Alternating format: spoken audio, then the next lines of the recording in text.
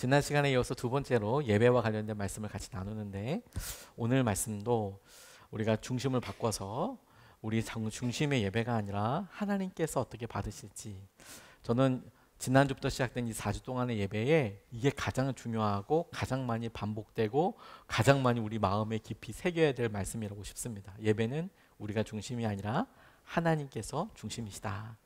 오늘 말씀도 레위기 말씀을 통해서 우리가 드리기 원하고 드리고 싶고 드리기 편리한 예배가 아니라 하나님께서 기뻐하시고 하나님께서 정하신 예배를 우리가 드릴 수 있도록 우리 레위기 말씀을 통해서 하나님 은혜를 같이 누리면 좋겠습니다. 지난 모임 하나에서 귀한 만남 하나가 있었는데, 서울신학대학교에서 교회사를 가르치고 계시는 박창현 교수님이란 분과 만나서 아주 즐겁고 행복한 교제를 할 수 있었습니다. 개인적으로는 군대 선배의 건너 선배이기도 하더라고요. 같은 카투사 출신이기도 하고, 그리고 같은 목사로서도 참 은혜를 많이 받았는데, 그 중에서도 에즈베리에 있었던 대학교에 있었던 부흥과 관련된 이야기를 소개받고 너무 큰 감동을 받았었습니다. 그래서 그분이 자기 제자가 에즈베리 대학교에서 공부를 박사과정을 하고 있는데, 그 부흥이 있었을 때 2024년 2월 8일입니다. 그때 있었던 부흥에 그 자리에 있기도 했고, 1년이 지난 올해 2월 8일에 1년을 기념하여서 이것을 어떻게 우리가 평가할 건가, 에즈베리에 있었던 이 기괴하다고 표현할 수 있을 만큼 이 희한한 현상들에 대해서 우리가 어떻게 평가할 것인가. 그래서 1년이 지난 다음에 기념 예배로 모이고, 그 에즈베리 대학교 안에 사람들은 그 부흥을 어떻게 생각하는지에 대한 그런 고백과 간증들을 이분이 적으셔서 쓴 글이 있으시더라고요. 그걸 저한테도 이렇게 나눠 주셨습니다. 그리고 잘 아시다시피 2024년 2월 8일서부터 약 16일 동안 그곳에 이상한 기운 같은 게 임하게 되었는데, 그 시작점은 아주 단순했었어요. 에즈베리 대학교의 교육 목사이면서 축구 코치로서 섬겨주셨던, 그러니까 미국은 미식 축구도 있고 되게 스포츠 되게 좋아하지 않습니까?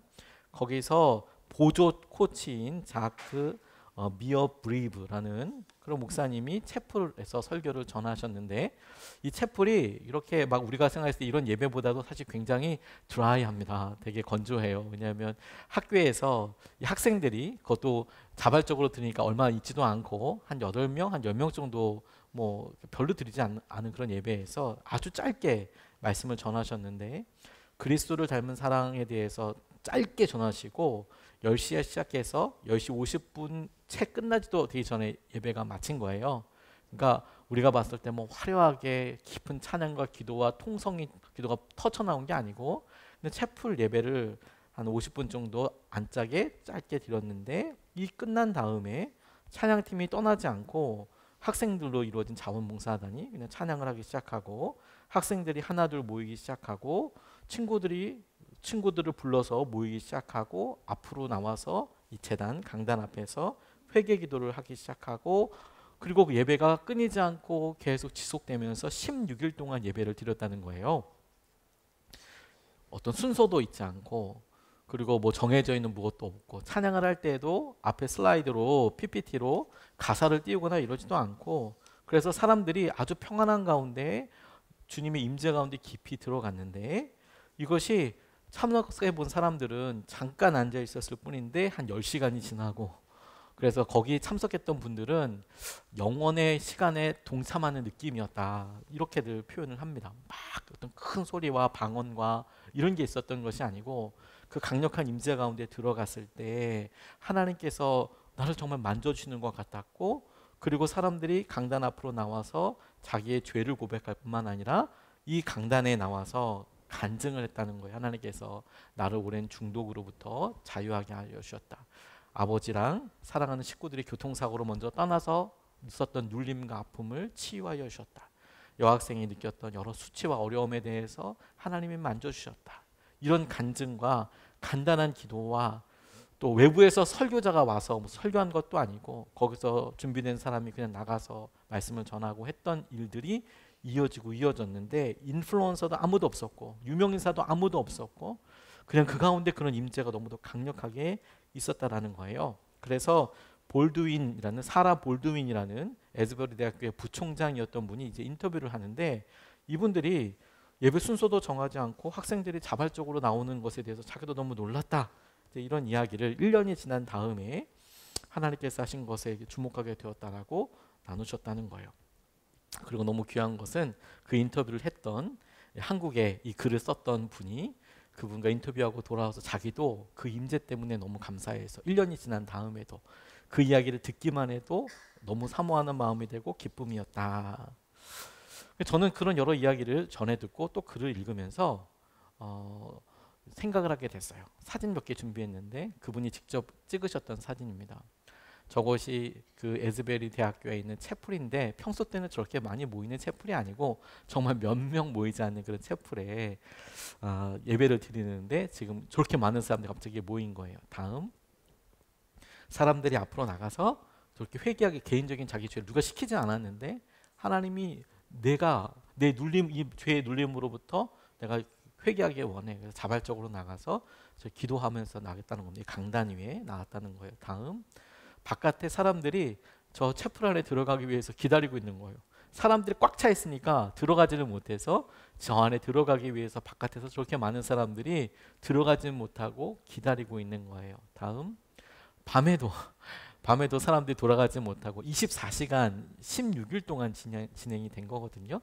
그래서 밤에도 뭐 집에 가서 자고 내가 번호표 받고 기다리는 게 아니라 그냥 주님의 임재 가운데 내가 들어가고 예배하기 위해서 저렇게 많은 사람들이 채플 바깥에서 채플 안에는 저렇게 꽉 차서 예배가 계속 드려지고 있고 바깥에는 아침이나 저녁이나 밤늦게까지 밤새도록 사람들이 저렇게 기다리면서 하나님께서 어떻게 만져주시는지를 예배하게 됐다.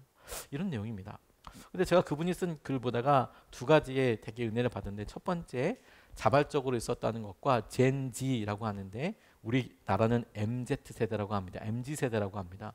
우리 청소년부, 이제 고등부 아이들 그리고 이제 청년부 중에서 대학생들 MZ라고 하는 것이 미국에는 젠지라고 부르는데 제너레이션 G 이렇게 불러요.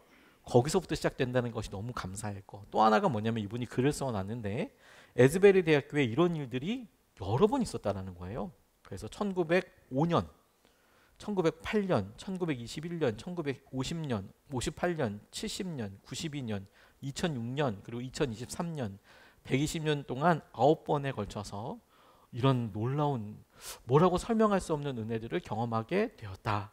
이런 글을 보고 하나님께서 여전히 살아계셔서 우리 가운데 임재하시고 그분의 은혜 가운데 우리를 초청하고 계신다라는 강력한 증거를 보고 또 그런 증인들을 만날 수 있어서 너무 큰 도전이 됐었습니다.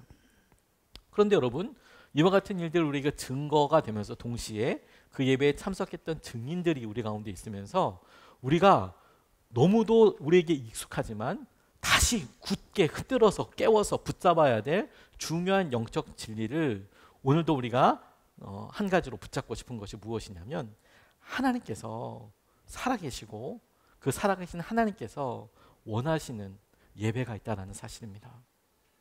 이것이 오늘 이 예배의 핵심이자 오늘 설교의 핵심이자 우리가 꼭 마음속에 기억해야 할 것이라고 싶어요. 지난주에는 하나님께서 가인과 아벨의 제사를 통해서 예배를 통해서 어떤 사람의 예배는 받으시더라. 근데 받지 않으시기도 하시더라. 이것에 대해서 우리가 알고 있는 사실이지만 말씀을 통해 바라보면서 그래 나는 하나님께서 받으실 예배를 드리고 있는가에 대해서 생각해 보았다면 오늘 두 번째 그리고 레위기 첫 번째 1장에서부터 나와 있는 이 말씀이 우리에게 명확하게 보여주는 것은 하나님께서 먼저 말씀하셨고 하나님께서 이 과정과 그리고 어떤 제물을 받아야 될지 어떻게 해야 될 것인지를 하나님께서 먼저 말씀하셨다라는 겁니다. 그러니까 하나님께서 원하시는 방식, 과정, 제물이 있다. 이것이 우리에게 굉장히 중요한 도전이고 영적인 진리라고 싶어요. 오늘 1절에서부터 3절까지의 말씀이 이렇게 나와 있는데 이 말씀을 이렇게 소개하고 싶습니다. 1절 말씀을 보면 주님께서 모세를 회막으로 부르시고 그에게 말씀하셨다. 이스라엘 자손에게 말하여라. 너는 그들에게 다음과 같이 일러라. 너희 가운데서 짐승을 잡아서 나 주에게 제물을 바치는 사람은 누구든지 소나 양을 제물로 바쳐라. 바치는 제물이 소를 번제물로 바치는 것이면 흠없는 수컷을 골라서 회막 어귀에서 바치되 나 주가 그것을 기꺼이 받게 하여라.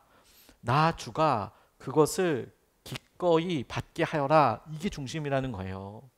그리고 이 1장 서두에 이야기하는 것이 모세에게 모세가 구하여서 하나님 우리가 어떻게 예배하면 좋을까요? 라고 물어본 게 아니라 하나님께서 모세를 회막에 부르셔서 그에게 말씀하시는 거예요. 너 이스라엘 백성들과 함께 다음과 같이 예배를 드려라. 제사를 드려라. 말씀하신 분이 하나님이셨다라는 겁니다. 그래서 여러분 우리가 예배를 보고 생각했을 때 우리가 어떻게 하나님을 할까 기쁘게 할까 중요한 접근이고 질문이긴 하지만 거기에 더 중요하고 우선적인 전제는 무엇이냐면 지금 우리가 드리는 예배가 하나님께서 받기 원하시는 기뻐 받으시는 예배인가 그분이 말씀하셨던 대로인가 이것이 중요하다는 사실이에요. 이것을 빼고 나면 다른 어떤 것들도 사실 더 중요한 것은 없습니다. 하나님이 예배를 받으신다는 거예요. 예배 형식 하나하나에도 깊은 의미가 있지만 이것보다도 중요한 것은 하나님이 받으셨을까? 오늘 이 예배를 하나님께서 기뻐하셨을까? 이게 중요한 질문이고 끝까지 남아 있어야 하는 기준이라는 것이죠. 짐승을 잡아서 제물을 바치는 사람, 소원과 양을 제물로 바치고 수컷으로 드리라, 이런 것을 하나하나 다 말씀하신 하나님께서 이와 같이 구체적으로 우리가 드리는 예배에 하나님이 원하시는 호불호를 분명히 가지고 계신다. 그래서 우리가 이것을 놓고 기도하고 나아갈 때 하나님께서 드리고 받기 원하시는 그 예배를 위하여 적극적으로 반응해야 한다. 이게 믿음의 귀한 도전입니다. 구약의 제사가 예수 그리스도 그분이 성취하신 복음의 능력으로 말미암아 신약으로 넘어와 동일한 방법과 동일한 문화적인 옷을 입고 드려야 되는 것은 아니라는 사실을 우리가 잘 알고 있습니다. 지금 저희 교회에서 이곳에 번제단을 만들어 놓고 이곳에서 제가 양을 잡고 소를 잡고 이럴 수는 없겠죠. 그렇게 똑같이 예배를 드릴 수는 없습니다만 그럼에도 불구하고 중요한 사실 한 가지가 있다라는 거예요. 예배를 드리는 방식이 문화 혹은 사회적인 여러 약속들 이런 것을 통해서 분명히 바뀌어진 것 같아 보이지만 그 핵심과 본질은 절대로 바뀌지 않지요. 하나님께서 받으신다. 하나님께서 원하시는 방법이 있다. 과정이 있다. 이것에서부터 우리가 두렵고 떨리는 마음에서 시작을 해야 한다는 것입니다. 끊임없이 이것에 대해서 마음을 두고 그러면 우리에게 하나님께서 말씀하시는 이렇게 드리는 것은 어떻게 적용하고 결단되어야 되는 건가에 대해서 생각해야 한다는 거예요.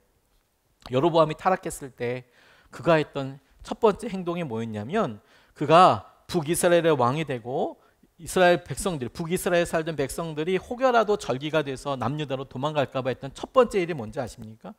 하나님께 예배를 드린다면서 단과 베델, 북이스라엘의 영토 중에서 제일 위쪽에 있는 북쪽에 있는 단이라는 곳과 북이스라엘의 제일 남단이었던 베델, 그 밑에가 남유다입니다. 베델에 각각 금송아지를 만들어 놓고 여호와 하나님이라고 섬겼던 것이었어요. 여호와 하나님이라고. 그들이 다른 신을 믿었던 게 아니라 하나님을 믿었어요. 근데 금송아지를 만들어 놓고 그렇게 하나님이라고 만들었던 것이죠. 그리고 절기를 만들었고 자기들 나름대로 그리고 제사장들도 함부로 뽑아서 자기 방식대로 예배를 드렸습니다. 이게 타락과 멸망의 첫걸음이었다는 거예요. 하나님께서 원하시는 방법과 하나님께서 말씀하신 방법이 있더라. 우리가 우리 자신의 예배를 바라보면서 이 점에서 서서 바라봐야 한다는 거예요. 우리는 우리의 중심에서 내가 편한 방식으로 예배가 그렇게 적응되어 가고 있는가? 하나님께서 원하시는 방식대로 혹여 그것이 불편함이라도 감수하고 있는가? 그리고 오늘 본문 말씀에서 구체적으로 우리에게 두 가지를 더 보여주고 계시는데 하나님께서 우리에게 예배를 원하시는 방법과 그런 예배가 있어. 그럴 때 이 예배 가운데 보니 문화적인 여러 색깔을 띠더라도 중요한 한 기준 한 가지를 발견하게 됩니다. 그게 뭐냐면 예배 가운데 아무도 대신해 줄 수 없고 우리 각각 스스로가 해야 하는 영역이 있다는 사실입니다. 누구도 대신해 줄 수 없어요. 심지어 목회자도 대신해 줄 수 없어요. 우리 본인 각각이 해야만 하는 일들이 있더라는 사실입니다. 오늘 4절, 5절, 6절, 9절 말씀을 보면 이렇게 나와 있습니다. 4절 말씀을 보면 제물을 가져온 사람은 번제물의 머리 위에 자기의 손을 얹어야 한다. 그러니까 예배 드리러 온 사람은 지금 번제물을 드릴 때에 그 짐승 위에 손을 얹어야 한다. 제사장이 아니고 본인이 직접, 그래야만 그것을 속지 않은 제물로 받을 것이다. 5절, 그런 다음에 제물을 가져온 사람, 예배를 드리는 사람은 거기 주 앞에서 그 송아지를 직접 죽여야 하고 잡아야 하고, 6절, 제물을 가져온 사람, 예배를 드린 사람은 그 번제물에 가죽을 벗기고 고기를 저며놓고, 9절, 제물을 가져온 사람, 예배를 드리는 사람은 내장과 다리를 물로 씻어주면 그것을 가져가서 제사장이 예배를 드리는 것이죠. 우리가 놓치기 쉬운 것이 바로 여기에 있다라고 싶습니다. 여러분, 우리가 이렇게 예배 드릴 때 굉장히 많은 분의 섬김을 통해서 우리가 예배를 드립니다. 찬양팀이 미리 지난주 선곡부터 시작해서 연습을 해오기도 하시고, 우리가 막 프로페셔널이 아니기 때문에 오히려 더 많은 연습들로 준비를 해 오세요. 참 귀하죠. 그리고 예배 보이지 않게 PPT로 섬겨주시고 방송으로도 섬겨주시고, 이 예배가 될 수 있도록 여기 보이는 분들만이 아니라 뒤에도 있고, 그리고 예배 시작 전에도 준비해 주시고 물을 떠다 놓기도 하시고, 또 속장님이나 교사분들은 속회 예배가 진행되기 위해서, 아이들의 예배가 제대로 진행되기 위해서 교사로서는 여러 모습으로 보이는 곳 보이지 않는 곳에서 정말 많은 수고를 해 주십니다. 그러다 보니까 여러분, 우리가 가만히 예배를 드리다 보면 그런 수고와 섬김들 가운데 있어서 우리는 그냥 어떨 때는 그냥 예배에 참석하고 그냥 예배의 순서대로 따라가는 것이 오늘 우리가 드린 예배의 중심처럼 그렇게 느껴지고 실제로 그렇게 경험되고 가는 때가 많이 있더라는 거예요. 근데 여러분, 예배에는 예배에 참석한 그 사람만 할 수 있는 그런 드림이 있다는 겁니다. 예배를 섬기는 것도 너무 귀한 일이고 주님께서 은혜를 더하여 주실 것입니다. 중보기도나 예배 부로 섬기는 여러 일들에 분명히 그런 은혜가 있겠지만, 주님께서 이 말씀을 통해서 우리에게 말씀하시는 것은 무엇이냐면, 우리가 직접 손을 얹어서 회개하고 기도하는 것, 그건 본인이 직접 해야 되잖아요. 가죽을 벗기고 고기를 저며 놓는 것, 내장을 다리를 물로 씻어서 제사장에 건네주어야 하는 것, 이 모든 과정이 정작 우리가 하나님께서 우리에게 예비해 주신, 그래 내가 과거 죄에 대하여 죽고 주님께 대하여 다시 살게 되는 일에 있어서 반드시 내가 해야 되는 일구나, 아무도 대신해 줄 수 없는 거구나, 이걸 발견하게 한다는 겁니다. 예를 들어 이것을 지금 우리의 예배에 그대로 적용해 보면, 우리가 소위 예배 가운데 드린다라고 하는 것들은 다 이와 같습니다. 찬양, 앞에서 찬양팀이 같이 찬양을 해주시지만, 그래서 우리의 마음에 같이 감동돼서 되지만, 내가 그 노래 알던 모르던 간에 그 가사와 그 마음을 실어서 드릴 수 있는 것은 여러분들 각자가 할 수 있는 유일한 찬양입니다. 옆에 누가 아름답게 눈물 흘리며 찬양하는 것은 여러분들의 찬양과는 별개의 일입니다. 함께 드려서 은혜롭고 영향을 받긴 하지만, 내가 마음을 다하여 믿음으로 이것을 하나님께 예배 드리는 것은, 찬양을 드리는 것은 저와 여러분들이 각자 주님 앞에 드리는 내용이라는 겁니다. 기도도 마찬가지입니다. 대표 기도를 해주시기도 하지만, 우리가 사이사이마다 기도하고 예배 전에 기도하고 예배 후에 기도하는 그런 여러 내용들도 다른 누구도 해줄 수 있는 게 아니라 우리가 스스로 해야 하는 것입니다. 중보기도, 우리가 그 중보기도의 대상일 수 있고 그 중보기도의 대상 가운데 있는 여러 일들로 은혜를 누릴 수 있지만, 정작 여러분, 중보기도를 하는 사람들은 본인이 기도해서 누리는 은혜뿐만 아니라 그 기도의 열매를 같이 누리게 되죠. 근데 그 기도의 열매만 누리는 우리들은 그게 어떤 과정인지 잘 몰라요. 다시 말해서 직접 해서 드려서 누리게 되는 은혜가 있다는 겁니다. 헌금도 마찬가지입니다. 우리 같이 준비해서 하나님 앞에 드리는 행위 역시 믿음으로 준비하고 그 준비된 것들 하나님 앞에 드리는, 하나님께 드린다라는 점에 포커스가 있다는 거예요. 그래서 어떤 의미에서 여러분, 설교보다도 더 중요한 것은 설교를 듣고 결단하며 기도하는 시간이 더 중요할 수 있어요. 하나님이 내게 말씀하신 것에 대해서 내가 뭐라고 반응할 건가, 이건 다른 누구도 해줄 수가 없거든요. 이건 여러분들이 우리 각각 해야 되는 것입니다. 하나님, 그와 같은 말씀을 내게 주셨으니 내가 이렇게 살아보겠습니다. 내가 이렇게 하겠습니다. 하나님께 드리는 것, 여러분이 하나님 앞에 드리는 것, 이것이 귀한 은혜이고 축복이 된다는 거예요. 하나님은 우리의 삶의 소중한 것들을 통해서 우리의 마음을 확인하십니다. 이것은 하나님께서 다른 무엇보다도 우리의 연약함을 아시기 때문에 그래요. 우리를 두렵게 하는 그것, 우리를 염려하게 하고 우리의 마음의 감정의 기복을 가져오게 하는 그것이 중요하다는 것을 알고 계세요. 때로는 그래서 여러분, 그것이 건강이면 주님께서 그 건강을 통해서 고백을 받기 원하시고, 때로 그것이 시간이면 그 시간을 통해서 고백을 받기 원하시고, 때로 그것이 돈이면 그 돈을 통해서 사랑을 보기를 원하신다라는 겁니다. 그래서 주님 앞에 이 드리는 것을 통해서 하나님께서 살아계시고 이끌어 가시는 주님이신 것을 우리에게 보여주세요. 시편 50편 23절 말씀을 보면 이렇게 나와 있습니다. 감사하는 마음으로 제물을 바치는 사람이 나에게 영광을 돌리는 사람이니 올바른 길을 걷는 사람에게 내가 나의 구원을 보여주겠다. 다시, 감사하는 마음으로 제물을 바치는 사람이 나에게 영광을 돌리는 사람이니 올바른 길을 걷는 사람에게 내가 나의 구원을 보여주겠다라고 그렇게 주님께서 우리에게 말씀하고 계세요.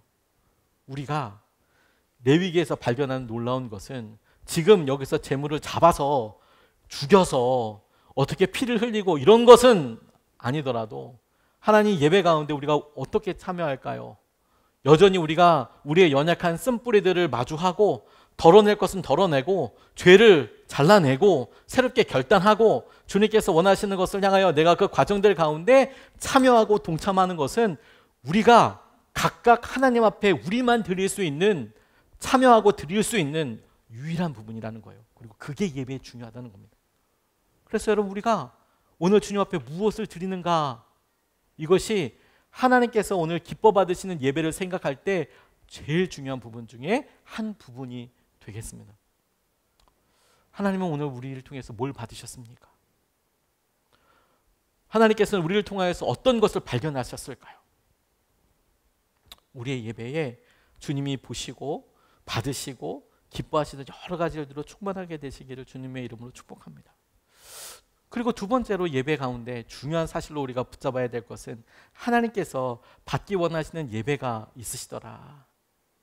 아, 어떤 예배는 하나님께서 기뻐 받으시지 않는 거구나, 이렇게 알게 되는 것을 통해서 아, 이 예배 가운데는 우리 스스로가 예배자로서 드리고 참여해야 될 것이 반드시 있어야 하는 거구나, 양보할 수 없는. 이것과 함께 또 중요한 것은 무엇이냐면 예배 가운데 제사장이 섬겨야 할 부분도 있다는 사실입니다. 제사장이 섬겨야 될 부분도 반드시 있다. 5절, 7절, 8절, 9절 말씀에 지금 되어진 이 행동들에 마치 역할을 나누듯이 예배를 드리는 사람이 뭐라고 제사장이 뭐라는지를 설명을 하고 있는데, 이걸 제사장의 관점에서 보면 이렇게 볼 수 있습니다. 5절 말씀을 보면 그런 다음에 제물을 가져온 사람이 거기 주 앞에서 그 수송아지를 잡아야 하고, 이건 예배 드리는 사람이 하는 거라면 아론의 혈통을 이어받은 제사장들은 그 죄를 받아다가 회막 어귀에 있는 제단 둘레에 그 피를 뿌려야 한다. 7절, 아론의 혈통을 이어받은 제사장들이 제단 위에 불을 피우고 그 불 위에 장작을 지피고, 8절, 아론의 혈통을 이어받은 제사장들이 고기 점인 것과 그 머리와 기름기를 제단에서 불타는 장작 위에 벌려놓아야 한다. 9절에 제사장은 그것을 모두 제단 위에다 놓고 불살라야 한다. 이것이 번제인데 이는 제물을 불에 태워서 그 향기로 나 주를 기쁘게 하는 살라 바치는 제사이다라고 그렇게 나와 있습니다. 저는 이 본문에 대해서 이런 질문을 해봤어요. 왜 예배를 드리고자 하는 사람이 다 하지 않나? 무슨 말이냐면 예배를 드릴 때 내가 회개를 할 때 그 제물 위에, 희생 제물 위에 안수하고 내가 이러이러한 죄를 졌습니다, 이 죄가 얘한테 다 넘어가게 될 겁니다, 이렇게 기도하는 거 어렵죠. 근데 제사장이 그렇다고 해서 그 제물을 죽이지 않습니다. 예배를 드리는 사람이 그것을 잡았습니다. 그러면 죽였죠. 그러면 그걸 갖다가 예배 드릴 때 번제를 드리기 위해서 이렇게 가져가는데, 그 번제물을 드리기 위해서 고기를 자르고 이렇게 가죽을 벗기고 하는 일을 제사장이 해주지 않았어요. 본인이 다 해요. 힘든 건 다 누가 해요? 본인이 다 해요. 본인이 다 해요. 제사장은 거기에 있는 것들을, 잘라져 있는 것을 갖다가 태우고 피를 드리고 뭐 이런 역할을 했습니다. 아니, 그럴 거면 아예 드리는 사람이 다 하면 되지 않습니까? 그걸 뭘 도움을 받아서 그렇게 합니까? 뭐가 더 힘들지, 뭐 그 사람마다 다를 수 있겠지만 혼자서 다 해도 되지 않나? 근데 이렇게 이야기하는 것은 제사장이 어떤 특별하게 뛰어나서가 절대로 아닙니다. 오히려 이 말씀에서 저는 오늘 이 시대에 우리가 적용하고 붙잡을 수 있는 진리의 한 편은 여기에 있다고 싶은데, 그것이 무엇이냐면 우리가 예배를 평생 드려야 하기 때문에 목회자나 우리가 이런 지도를 받는 것이 꼭 필요하다는 사실입니다. 이것은 다른 말로 우리들의 연약함 때문이기도 합니다. 무슨 말이냐? 우리는 코로나를 통해서 비교적 아주 근래에 이런 것을 한번 정통으로 경험한 적이 있습니다. 예배에 함께 모여서 드리는 게 얼마나 중요한지를 알았어요. 그리고 동시에 우리가 혼자 예배를 드리는 것이 또 큰 기쁨이라는 것도 가능성도 보았습니다. 하지만 여러분, 우리가 한번 가만히 우리 마음속에 냉철하게 한번 질문해 보는 거예요. 생각해 보는 거예요. 우리가 혼자 드릴 때 그래서 우리의 예배는 어떻게 변했었던가? 코로나 방역 수칙을 지키면서 그래 우리가 이런 여러 사회적인 규범을 지켜가면서 집에서 예배 드려봅시다. 그래서 여러분, 우리가 처음에 이런 상황을 안타깝게 여기면서 우리 각자 의자나 소파나 TV 앞이나 모여서 예배 드렸을 그 처음을 생각해 보십시오. 그래 우리가 이렇게 이것 준비해야지, 이건 좀 이렇게 해야지, 이런 생각을 해서 예배 드렸었습니다. 근데 여러분, 그게 얼마나 오래 갔습니까? 그게 1년 갔습니까? 아니면 3년 갔습니까? 점점 우리가 보다 보니 그 예배 시간 시작되는 거 지키는 거 되게 어렵고, 아이들 떠들고 왔다 갔다 하는데 걔네들한테 예배 드리자 어떻게 하자 이렇게 얘기하는 것도 굉장히 쉽지 않고, 우리 스스로가 여러분 그 예배 시간까지 맞춰서 세수하고 나와서 그 시간에 앉아 있는 것 자체도 와, 이게 쉽지 않다라는 것을 우리가 경험적으로 경험하지 않았습니까? 우리가 따로 모여서 그런 내용 자체만 나누진 않았지만 그럼에도 불구하고 여러분, 우리가 그런 사실들이 있었다라는 것을 우리가 경험적으로 다 알잖아요. 혼자 드리는 예배가 하나님께서의 놀라운 은혜 가운데 드리지만 그것을 지속적으로 드린다고 할 때 특별한 상황이 아니라면, 혹은 특별한 믿음이 아니라면 이게 참 쉽지 않다는 것을 우리가 이미 경험한 거예요. 이면수 목사님이라는 분이 북한에 억류되어서 2년 6개월 동안 보냈는데 이런 간증을 하셨어요. 이분 지금 원로 목사님이 되셨는데 북한에 150번 이상 갔다 오셨답니다. 이 정도면은 정말 많이 갔다 오신 거 아니에요? 150번 동안. 저도 뭐 일본을 위해서 기도한다고 하지만 150번까지 못 간 것 같거든요. 근데 캐나다에 계신 분이 북한에 150번 갔다고 하면 정말 대단하시죠. 그래서 관광한 것처럼 가서 기도하시고 중보기도 하고 사람들 만나고 전도하고 이랬던 분인데, 그에 잡혀서 2년 6개월 동안 억류가 되신 거예요. 한국교회에서 그분을 위해서 정말 기도 많이 했었습니다. 근데 이분이 주일마다 그래도 예배를 드리게 하는데, 한 가지 그분이 노동교화형을 받으면서 언제 끝날지 모를 노동교화형 앞에 있으면서 희한한 사실 한 가지를 발견하게 됐는데, 그 노동교화형을 받은 사람은 자기 혼자밖에 없었대요. 이분은 이제 캐나다 사람이니까, 한국 분이시지만 캐나다 국적을 갖고 있었던 분이니까 혼자서 이분을 갖다가 노동교화형을 시키는데 감시하는 사람이 50명이었대요. 한 사람이 벌 받는데 그 사람을 감시하고 하는 여러 필요한 사람이 50명이었대요. 참 이것도 희한하죠. 근데 주일이 돼서 유일하게 이렇게 하는데도 감시하는 사람이 계속 있는데, 주일 예배가 되었을 때 7시간씩 하루에 예배를 드리셨답니다. 7시간씩. 그래서 3시간 찬양하고 3시간 말씀 보고, 이분은 목사이지만 본인이 설교하는 게 아니니까 혼자 드리는 예배니까 1시간 기도하고 1시간 기도하고, 월요일서부터 토요일까지 노동으로 계속 힘들고 어려운데 주일 하루 쉬게 해주는 그 시간 동안에 이 예배 드리는 시간이 얼마나 행복하고 기뻤는지 모른다고 이분이 그렇게 이야기하시더라고요. 그런데 더 놀라운 게 뭔지 아십니까? 그러면서 이분이 예배가 너무 그리웠대요. 같이 드리는 예배, 누군가와 함께 드리는 찬양, 이게 너무 그리웠대요. 본인이 그렇게 드리면서 예배도 너무 행복하고 7시간씩 내가 하나님 앞에 예배한다는 게, 그 하루를 예배 드릴 수 있는 게 너무 감사했는데, 그것과 함께 동시에 예배가 너무 그리웠다는 거예요. 예배가 너무 그리웠다는 거예요. 이게 사실 정상인 거죠. 그러니까 무슨 말이냐면 여러분, 삶과 행동으로 드리는 우리가 예배에 가만히 생각해 보면 우리의 현실과 우리의 실제 믿음으로 생각하는 수준이 참 많이 달라요. 그래서 얼마든지 여러분, 우리가 평생 드린다고 생각하면 내가 드리는 것에서 연약해 보이는 목회자 혹은 연약해 보이는 여러 주의 섬김을 통하여서 계속 함께 될 때 이것이 오래 갈 수 있는 거예요. 혼자서 아주 뛰어난 영성과 믿음을 가지고 있다고 하더라도 이것은 반드시 연약함에 마주할 수밖에 없게 되는 것이죠. 우리 제풀에 꺾여지게 되는 거예요. 지난 시간에 가인과 아벨이 드렸던 예배를 생각해 보면, 아벨이 양으로 드리고 가인이 곡식으로 예배를 드렸다, 그리고 그냥 넘어갔지 않습니까? 그 본문에 계속 저는 이런 질문도 해봤어요. 왜 두 사람은 뭘로 예배를 드릴지에 대해서 서로 얘기하지 않았을까? 뭐 본문에 나와 있지 않으니까 상상에 맡길 수밖에 없겠죠. 왜 둘은 처음부터 같이 드릴 생각은 하지 않았을까? 왜 각자 자기에게 있었던 자기 삶과 자기의 재물을 드렸다, 자기의 삶을 드렸다는 것은 이해가 되는데, 그래도 둘이 그렇게 살인 사건까지 날 정도로 이렇게 어려운 일이 있다면 서로 예배를 어떻게 드릴지 같이 예배 드릴 거라고 왜 생각을 안 해봤을까? 물론 본문이 얘기해주고 있지 않기 때문에 거기에 대한 답을 아무도 알 수 없었지만 적어도 둘이 다르게 예배를 드렸다는 거 아니에요? 같이 드리지 않고 다르게 예배 드렸다?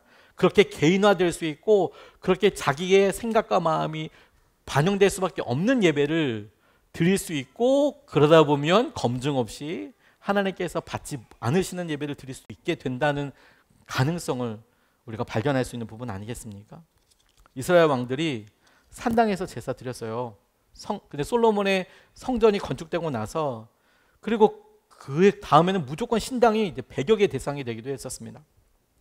히스기야가 종교 개혁과 같은 일을 했는데 당시에 쳐들어왔던 랍사게로부터 받았던 이야기를 보면 놀라운 사실 한 가지를 발견하게 되는데 그가 다시 이스라엘의 영적인 부흥을 놓고 나설 때 산당들을 다 없애버렸어요. 산당들을. 각 지역에 있었던 예배드리는 장소였거든요. 산당을 다 없애버렸어요. 근데 랍사게가 뭐라고 이야기하냐면 히스기야야 너 하나님 잘 믿는다며. 그런데 하나님을 더 잘 믿게 하기 위해서 곳곳에 여러 산당들에서 예배를 드리고 있는데 그렇다면 산당을 더 많이 짓고 더 많이 예배하라고 더 많은 재물을 내놓고 그래야지. 그걸 다 없애버리고 다 와서 성전에서만 예배하라고 그러면 어떡하냐. 오히려 네가 믿음 없는 행동을 한 건 아니냐. 이렇게 이야기를 해요.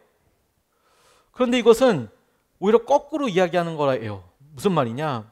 당시의 산당의 내용을 가만 보면 처음에는 하나님께 드리는 예배, 하나님 앞에 드리는 제사였지만 그들이 각각 그곳에 머물러 예배 드리면서 너무도 안타까운 일이 일어나기 시작했어요. 산당 드리는 곳에 고고학적으로 발견된 자료들의 흔적들에 의하면 하나님을 우상으로 만들어 놓은 일이 비일비재한 거예요. 산당에 우상 만들지 말라고 했잖아요. 시간이 지나고 나니까 사람들이 그냥 여호와 하나님이라고 우상 하나씩 똑똑 만들어 놓는 거예요. 뭐 금송아지도 갖다 놓고 산당에 그렇게 하는 거예요. 더 충격적인 일은 뭐였냐면 바알과 아세라가 세트거든요. 부부거든요. 그런데 바알 신상 대신에 여호와 하나님의 우상을 만들어 놓고 그렇게 같이 섬기더라는 거예요. 음란하게 섬기기도 한다는 거예요. 그러니까 각각 그렇게 예배를 드려서 생기는 너무 안타까운 일이 뭐냐면 이렇게 하나님을 왜곡하거나 자기의 힘대로 섬기는 일들이 많더라. 그렇게 빠지기 쉽더라. 그러니까 말씀으로 다시 돌아와서 하나님께서 말씀하신 성전 중심으로 하나님께서 이야기하시는 목회자와 하나님께서 이야기하시는 것 중심으로 예배 드려야 한다라는 겁니다. 근데 여러분 이 시대에도 산당이 많습니다. 이 시대의 산당은 어디인 줄 아십니까? 유튜브에 있습니다. 아주 어마어마한 산당들이 거기 많습니다. 그 사람이 어떤 분인지도 모르는 검증이 안 되는 사람들의 이야기가 다만 조회수가 많다는 것 때문에 누가 그렇게 들었다, 내가 지금 듣기 좋다, 이해가 된다, 공감이 된다라는 것 때문에 검증 안 되는 이야기들의 산당들이 유튜브에 너무 많습니다. 점점 여러분 우리가 특별히 이 시대가 권위를 별로 인정하고 싶어 하지 않아요. 권위. 그래서 심지어 여러분 유튜브도 가만 보면 의사가 아무리 얘기를 많이 해도요. 내가 이런 걸 고쳤어 라고 해가지고 이런 민간요법 이야기하는 사람의 클릭수가 훨씬 더 많아요. 의사가 무슨 얘기를 하더라도 다 필요 없어요. 무슨 약 먹고 낫다는 사람이 왕이고 짱이에요. 그게 왕이에요. 나중에 그렇게 해서 좋은 사람도 있겠지만 안 맞는 사람도 많지 않습니까? 그러니까 권위를 인정하지 않기 때문에 사실 그렇거든요. 유튜브에서도 그 말을 하는 사람이 왜 그렇게 이야기하는지, 그런 많은 사람들은 어떤 근거를 갖고 있는지를 알아가기 위해서 소위 말하는 전문가 집단들은 굉장히 조심스럽게 봅니다. 그런데 이 산당을 이끌어가는 사람들의 대표적인 특징이 뭔지 아세요? 굉장히 과격하고 선긋기를 잘합니다. 그래서 그 사람이 이렇게 연결돼? 그래서 그 사람은 그런 일을 했어? 그럼 똑같은 사람이네 라고 연결해 버려요. 근데 여러분 오히려 신학자들은, 오히려 목사님들 중에서 깊이 고민하고 기도하시는 분들은 어느 한 분의 그분의 믿음이 다른 사람들에게 위해가 되냐 안 되느냐를 결정하기 전까지 참 많은 설교를, 그분 설교를 들어요. 그리고 우려되는 부분을 정리하고 그분에게도 물어보고, 그리고 오랜 기간을 같이 시간을 그것을 연구합니다. 그리고 다른 여러 학자들에게도 도움을 얻어요. 그리고 나서 결정해요. 그냥 갑자기 삐릿삐릿삐릿 이거는 이단이야 이렇게 얘기하지 않아요. 오히려 그게 위험한 거예요. 그게. 그런데 일반 성도님들 봤을 때는 분명하고 맺고 끊는 게 이게 좋잖아요. 쉽게 넘어가요. 우리를 붙잡아주는 통로가 있어요, 여러분. 그리고 예배는 이런 목회자들과 혹은 우리가 이렇게 함께 예배드리는 것을 통해서 이렇게 함께하는 시간 자체가 우리에게 너무 중요한 거예요. 우리가 함께 드리는 것 자체가. 왜? 이것이 우리를 붙잡아 주시는 통로가 되니까 그렇습니다.